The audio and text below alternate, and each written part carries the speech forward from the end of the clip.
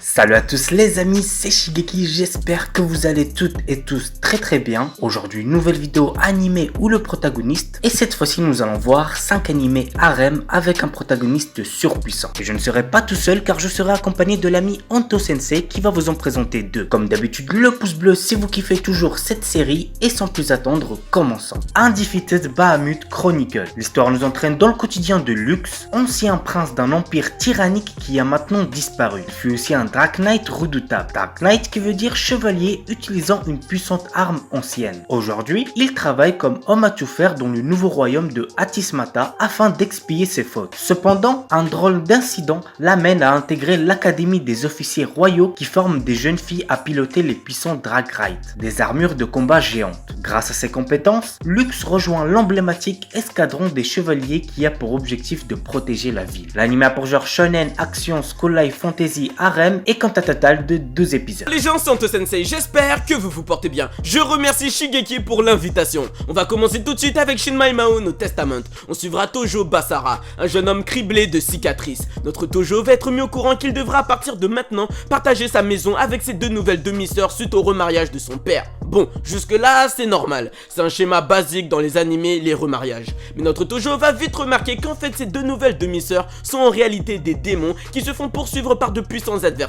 Avec le temps, il remarquera également que ce ne seront pas des démons normales. Nous rentrerons alors dans le quotidien de nos 3 héros principaux qui vont vivre pas mal de choses assez originales ensemble. Alors je tiens à te dire déjà que cet animé est un ecchi, donc tu verras des moments assez sexy en le visionnant. Et quand je te dis que c'est un ecchi, c'est vraiment un gros ecchi. Si t'es le genre à pas trop kiffer regarder des animés dans lesquels toutes les minutes tu vois des parties censurées ou pas de seins ou de fesses féminines, ne regarde pas cet animé. Aussi, si t'es super jeune, ne va pas le regarder, tu verras le monde on va dire autrement après celui-là, je te le déconseille beaucoup gros.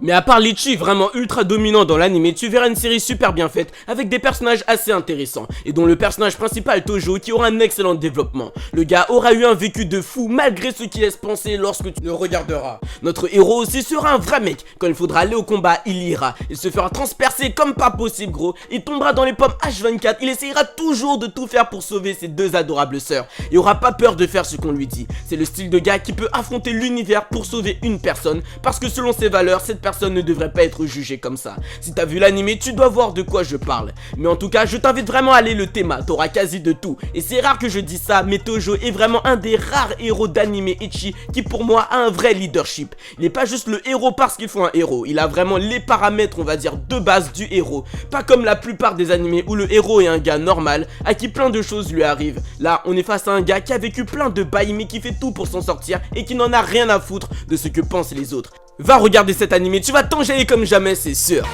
Deathmarch Kara Hajimaru Isekai Kyoso Kyoku. On suivra notre Suzuki Ichiro, un japonais qui travaille H24 dans son entreprise de jeux vidéo. Il est programmeur. Ce dernier kiffe ce qu'il fait. C'est assez dur mais il peut vivre de sa passion, les jeux, donc c'est cool. Un jour, alors qu'il était en train de travailler en pleine nuit, il va décider de se coucher sur son lieu de travail. Et devine quoi? Oui, t'as trouvé. En se réveillant, il sera envoyé dans un monde ressemblant à une sorte de jeu.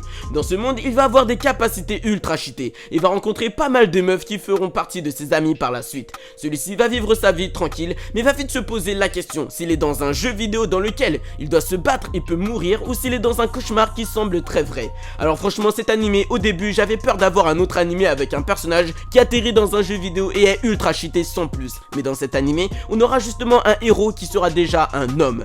Du coup, il va pas bêtement se faire arnaquer ou ne pas savoir comment réagir à certains passages de l'animé. Il aura de l'expérience donc il ira bien plus vite et tu n'auras pas forcément de trucs nunuches on va dire.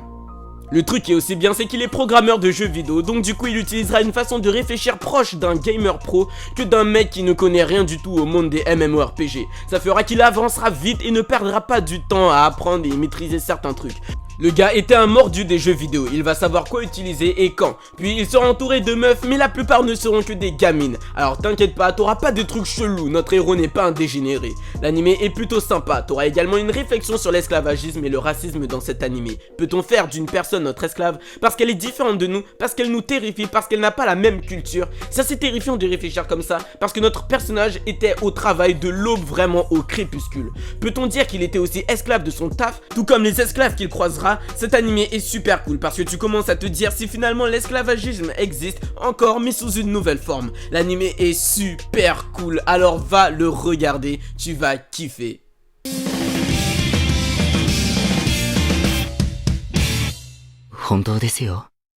Mada no Utu Vanadis. L'histoire nous entraîne en plein guerre aux côtés de Eleonora Viltaria, l'une des 7 Vanadis. Les Vanadis, ce sont des femmes sublimes participant à des batailles à l'aide d'armes envoyées par des dragons. Et il en existe 7, comme je l'avais dit plus tôt, qui sont chargés de défendre 7 territoires. Un jour, sur le champ de bataille, Eleonora épargne la vie d'un jeune archer du nom de Tigre au vu de ses compétences. Dorénavant, il doit servir Eleonora dans cette guerre. L'anime a pour genre seinen, action, aventure, harem, fantasy et compte un total de 13 épisodes.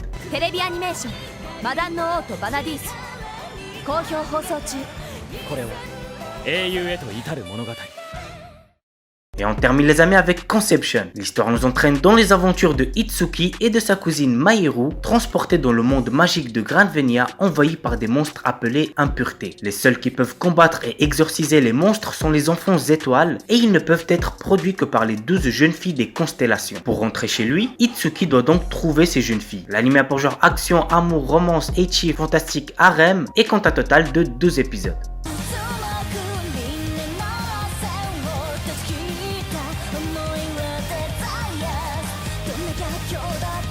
Voilà les amis, c'est tout pour la vidéo 5 animes harem avec un protagoniste surpuissant. J'espère que ça vous aura plu. Merci à Anto Sensei pour sa participation. N'oubliez pas le pouce bleu comme d'habitude. Et sur ce, ciao tout le monde, portez-vous bien, c'était Shigeki.